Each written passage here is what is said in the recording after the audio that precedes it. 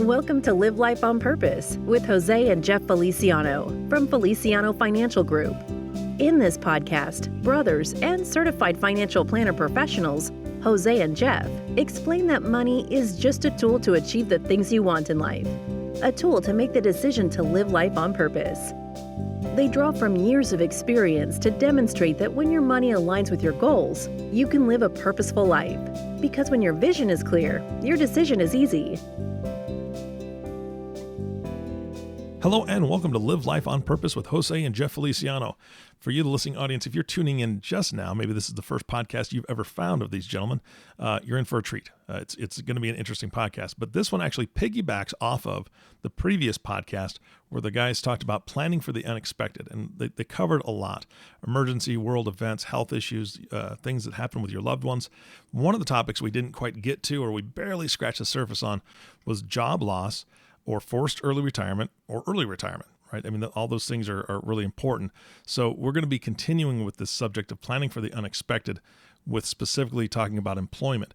Jeff, what are we talking about today? What are we going to cover in that? Because I know it's a big topic. Yeah, it's a big topic, and unfortunately, it's something we see quite a bit. You know, life is one of those things, it's so full of the unexpected, and being better prepared for if and when certain things happen is definitely important when you're not just planning for yourself, but for your family and the people that you care about. So, you know, to piggyback off of the last segment that we had, planning for the unexpected, one of the topics that we weren't able to spend enough time on was in the event that we're into a forced retirement. Maybe the company you work for is downsizing. Maybe they're going through some changes. Maybe they merged. We saw some things that happened during COVID for a variety of reasons. Or maybe you're forced to retire for medical purposes or family situations. But so bottom line, there's some topics that we'll touch on today. You know, what options do you have? What do you do if you're offered a retirement package? How do you manage the salary gap? Or what do you do with your retirement, your 401k and investments? What do you do for medical insurance? The non-financial planning, your identity, your purpose, your budget, your housing, your income. What do you do for taxes? What do you do for Social Security? But yeah, we're going to talk about those things today and things that we felt, found, and mistakes most people make. And hopefully, so to help just come up with some solutions so people can make smarter choices with money and, you know, accomplish the things that are important to them. Yeah, absolutely. I think that address the things that are important to them. Yeah, I think that would be incredibly scary to be forced to retire. I mean, you've got this plan, you're happily working along, and all of a sudden they kind of pull the rug out from underneath you. So I'd love to start back at the top. One of the first things you said are, what options do you have? So how can you help somebody see options? Because in that moment, I'm thinking they're pretty scared. Options in a retirement area is, you know, should you choose the pension plan or should you take the lump sum retirement plan that they offer you? Some companies offer that to their employees. So really running all the different scenarios that, you know, what's best for you and your family depends on your expenses and your cash flow and how much you need during retirement. So, and then also factoring in Social Security on top of that. Should you take your Social Security at 62, 67, 65, whatever the age may be, but running the cash flow analysis is really one of the most important things, part to a plan, and to decide what package you should take. And like Jeff mentioned, what if you only have 5 years left till retirement? What should you do? And really just running the numbers, and the numbers normally speak for itself. And unfortunately, it's, you know, sometimes it's a reality. So the only thing you can do is what steps you take then in order to make better decisions from that point moving forward. So typically what you want to request is there a package? Is there a retirement package?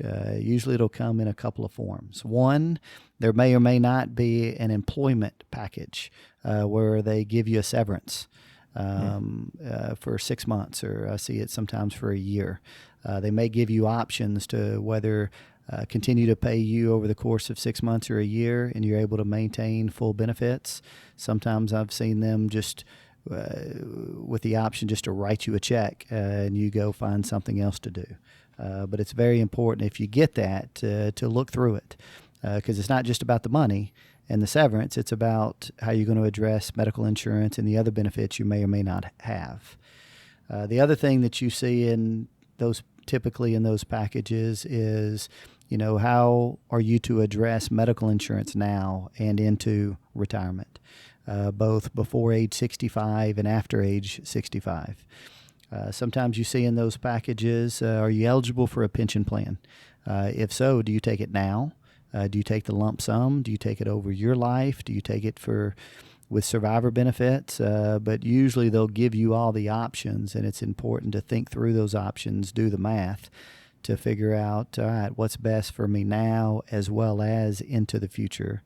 In addition to, if something happens to me, which option do I pick or choose that's best for my wife and kids and the rest of my family? But, usually when you get some form of a package, you can request those details so that way you can really comb through and make the best decisions you can at the moment.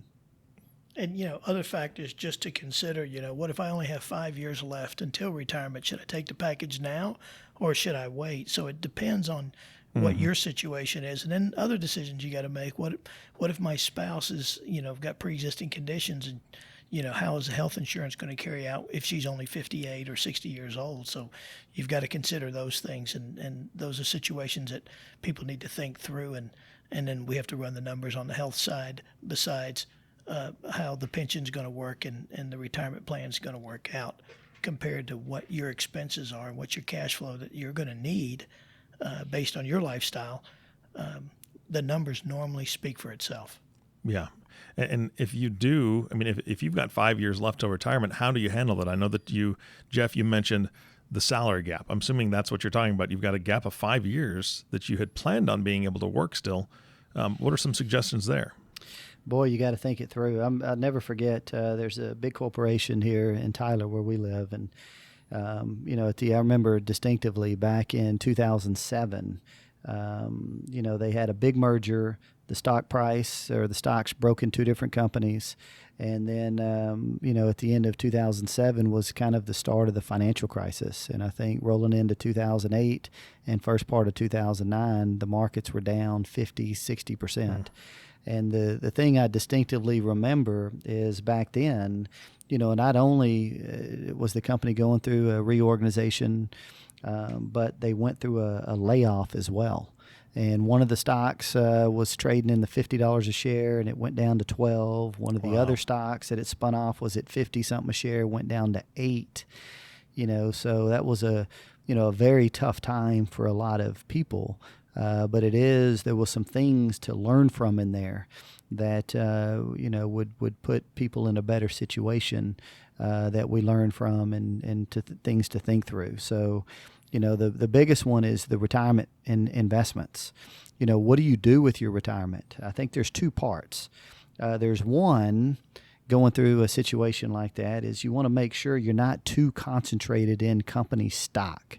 You have to be diversified because, as bad as it was in 08, 09, if you look at those stock prices of that particular company, they were down 70, 80%. So definitely worse than what the overall market did.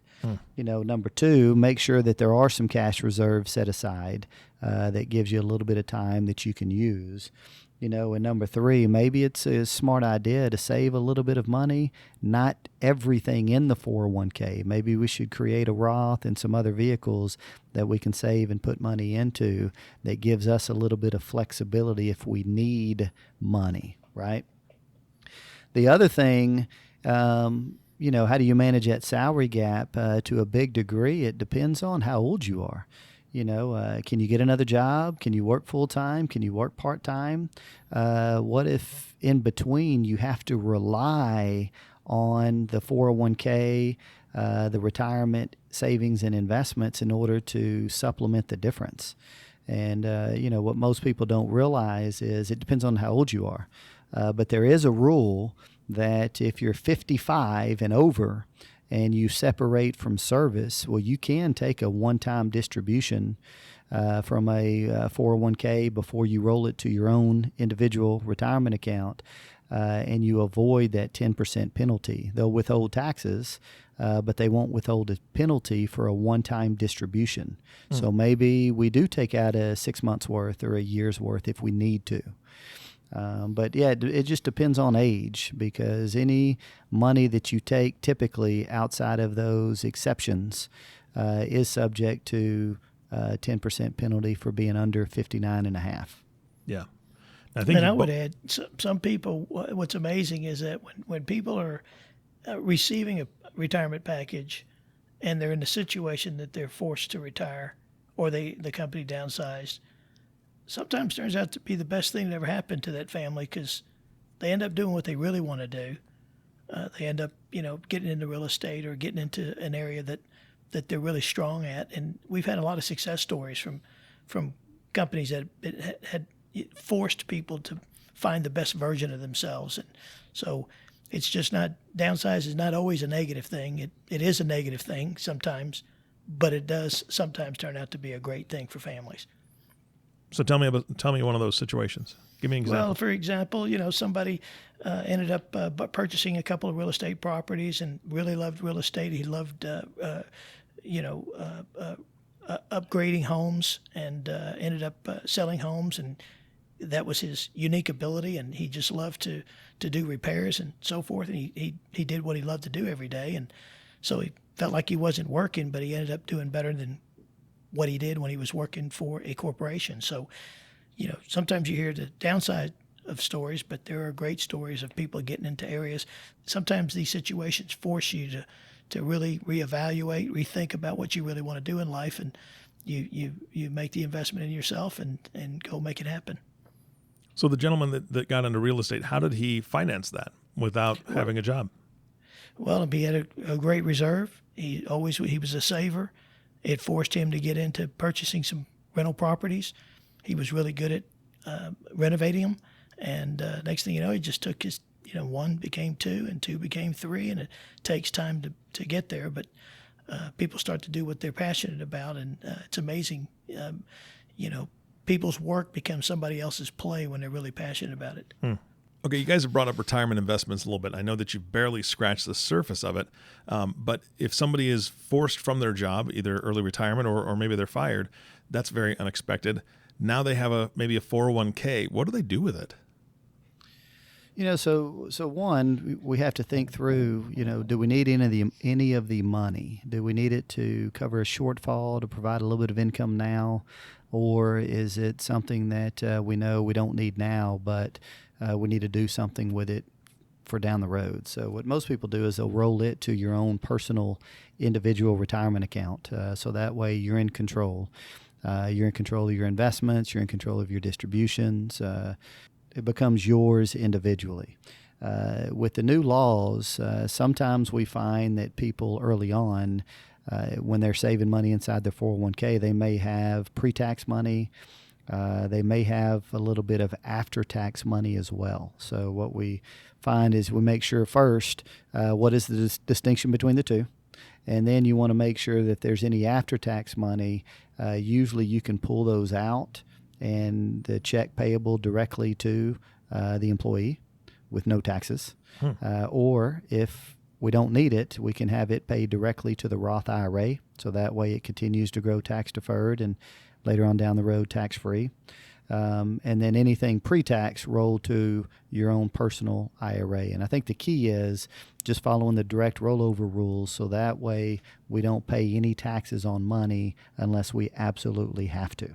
Yeah. All right. Is there anything else that you need to discuss or need to share with the audience about retirement investments and what happens when you do leave your current employment?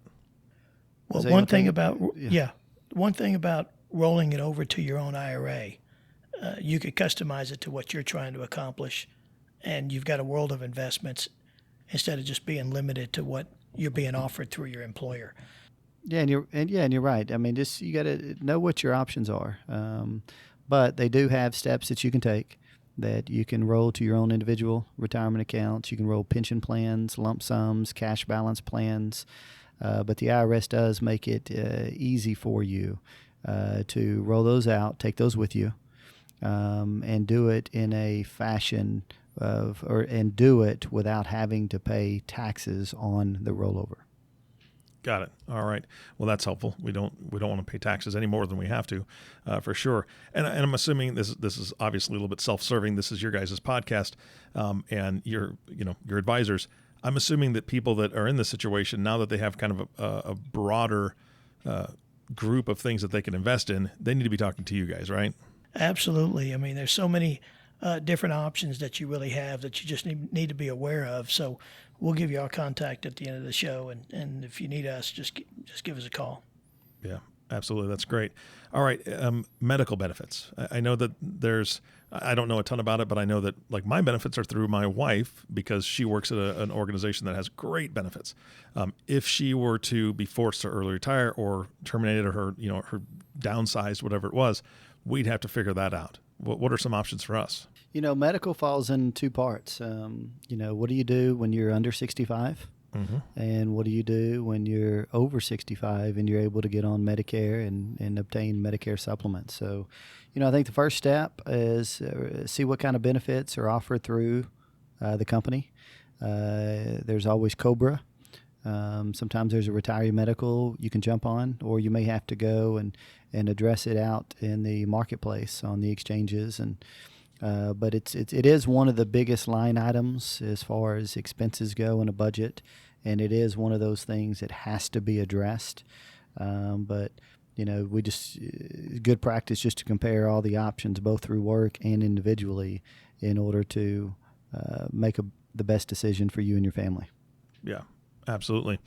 And obviously, somebody's finances are going to be changing immensely if they lose their job or they're forced to retire early. You said something earlier about non-financial planning. What does that entail? I mean, I'm kind of confused by that statement. When you have your supervisors been supervising for 30 years, I mean, some people that when they're out of work, they kind of lose their identity, and adjusting to the new world, people have to reevaluate. I mean, they go through it. It has an impact on people's lives, and so people kind of sometimes lose their identity. They maybe lose a sense of purpose, mm-hmm. and as life coaches, I would say is what's fun in my world is I love to get people to look at things a different way, and through a process of asking questions, to find out what your purpose is. And we like to put things on paper because when your visions are clear, your decisions are easy. And some people find themselves that they don't see a way out, but then when we show them a plan based on what they want to accomplish, is really it's not just the investments only, it's in all areas of planning. And so, motivating people to be proactive and take action, I think is it's not just in the form of money, it's in the form of being too. So I published a book called Passion for Possibilities. Be the person you want to be and do the things you want to do, and you'll have what you want to have. And I think sometimes we lose our identity and finding yourself and stretching yourself. And when you get back to a corner, it's amazing what it allows people to become the best version of themselves. And they don't realize it at the time, but a lot of times, we get comments, it's the best thing that ever happened. And quite frankly, I mean, it's scary. I mean, all this security that you had, and then all of a sudden it's not there, whether it's medical or downsizing or, whatever it is. And, that lack of clarity, that lack of, security, it can be a very scary thing. So, sometimes it does create a little bit of peace of mind of, hey, let's get it on paper. What does life look like? Let's take an inventory of the retirement plans, other assets. What does debt look like? What does our emergency reserve look like? What does insurance look like? Let's get it all on a piece of paper. All right, what are we going to use to pay bills for the next 3 to 6 months or a year? What can we cut out? What can we do here? What can we do there? And sometimes it just creates a little bit of a peace of mind that, hey, you know what? It's very uncomfortable, very nerve-wracking, very scary, but, we do have some assets. We can make some adjustments here and there. We can work part-time until we find something a little different or better, and we're going to be okay. I think running the numbers, just running the numbers and showing them that they're in great shape and everything that they save for, you know, they're okay. I mean, I think that's people want to know, I mean, can I outlive my money? How long will my money last? Should I take Social Security at 62, 63, 64? How does that affect my game plan? Now they find themselves having this time and they go, wow, I could go travel and do the things that I really wanted to do. So it's a process. It's not, you just deal with the cards that are dealt, make the best hand, and find out exactly where you're at, and making sure that we allocate assets that you have the highest probability of achieving what you want to achieve, and then making sure that we're looking at all the unexpected situations that can come up, and then go live life on purpose. Now, just try to make the best decision you can in the moment. Yeah. Yep. You touched on Social Security again, and I want to hone in on that. When somebody is in this situation, what do they need to be considering, when it comes to Social Security specifically? There's a lot of factors with that. I mean, the earliest you can take it is 62. The latest is 70 and a half. And it goes up basically 8% a year the longer you wait. But it depends. It depends if you're still working or you're not working. Is your spouse working? Is she not working? Do you have any health problems? But there's what does life expectancy look like? There's a lot of factors that goes into that. I wish there was a very easy cookie cutter answer, but Social Security is one of those things that it really depends. Because the problem with taking it early sometimes, especially if you're continuing to work, is you may put yourself in a situation to where Social Security gets reduced, $1 for every $2 earned above the threshold. So if it's just one of those things that, all right, do we know what the options are? What do we get at 62 compared to 65, 66, 70, and with all the other data that goes into our financial lives, what's the best decision we can make at the time? And the income that we have to factor taxes and everything. So just like Jeff just pointed out, if you take it out at 62 and you earned other income, you're going to have to pay taxes on the benefits that you receive, or a portion of it. So you have to consider that. And then, of course, if you do pass away, one thing that we would like to note is that, if the husband is getting $2,000 a month in Social Security and the wife's getting $1,000 a month, that if they've been married over 10 years and something does happen to the husband, the wife will get the greater of the two. So those are things that, little things that people are not aware of. So considering all the ins and outs and the income that you withdraw from what assets, so we can put you in a lower tax bracket, because there are some health benefits or subsidies that you can get by just what buckets of money you're getting distributions from. Mm-hmm. So we have to factor taxes and everything. All right. Yeah, again, this has been a great podcast. You definitely filled the time with just this one issue of retiring early or being forced to retire. There's a lot to consider. And again, it sounds to me like you guys really just scratch the surface on Social Security specifically. Is that something that you guys would be willing to do a podcast about? Yeah, I think that would be very important, and people need to be aware about what the options are in Social Security, no doubt. Yeah, I think they've got a lot of questions, and I've heard, and I could be throwing out the wrong number, but I've heard there's hundreds of ways to file for Social Security. And if I'm supposed to just know which one to choose or how to do it, I think that I'd get a little bit lost. So I'd love to have a podcast with you guys and have you teach us, the listening audience, what the best way is, and for certain people's situations. We can combine that with Medicare supplements, Part A, Part B. Oh yeah, those type of things that people, when they do turn 65, like Jeff said, there's two parts to it. Either, before 65 and after 65, and what should you do? And some people, make the mistakes of the prescription drug card, so we can cover that too. All right. Sounds like a plan. Any closing thoughts for today's podcast? No, I was just going to say I really enjoy the topics, and people do get into a situation where they're forced to retire, and what do you do when you got 5 years left, and people just have a lot of questions and they're not sure. And some, I just believe that people should consider a holistic planning firm because every decision you make with money impacts something else. So not only that you have to consider investment planning, But what happens if you're not here? What is it? Tax ramifications of everything that I want to do. Insurance, what should I consider, in that area? And then, of course, estate planning. I think it's just so important to address these issues, way in advance. Yeah, that's a good point, Jose. I think that the only thing that I'll end with is, life is full of surprises. So planning for the unexpected is good practice. You just want to try and, make sure your contingency plans are in place. You do think these things through, and try to make the best decisions at the time. Because it's one thing about life; it always changes, and it can be a challenge. Yeah, and I'm not the pro here. I know enough to say this. If you're listening to this and you're thinking, I need to make sure that I'm taken care of, that my plan is correct, and that I've got these contingency plans in place, you need to reach out to Jeff and Jose. Can one of you give the contact information again so they can get a hold of you? FelicianoFinancial.com, and that's 903-533-8585. All right, guys, thank you so much for your time today. I appreciate all the time I get to spend with you. I learn something new every time, and I hope the audience does as well. And of course, our last thank you goes to you, the listening audience. Thank you so much for tuning in and listening to the Live Life on Purpose podcast with Jose and Jeff Feliciano.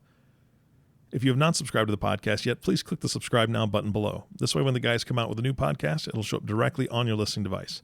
This makes it much easier to share these podcasts with your friends and family. Again, thank you for listening today. For everyone at Feliciano Financial, this is Eric Johnson reminding you to live life on purpose.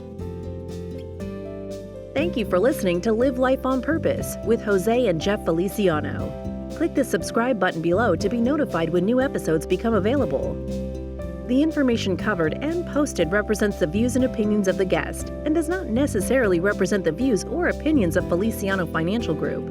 The content has been made available for informational and educational purposes only. The content is not intended to be a substitute for professional investing advice. Always seek the advice of your financial advisor or other qualified financial service provider with any questions you may have regarding your investment planning. Lion Street Financial does not offer legal or tax advice. Please speak to a professional regarding your individual circumstance.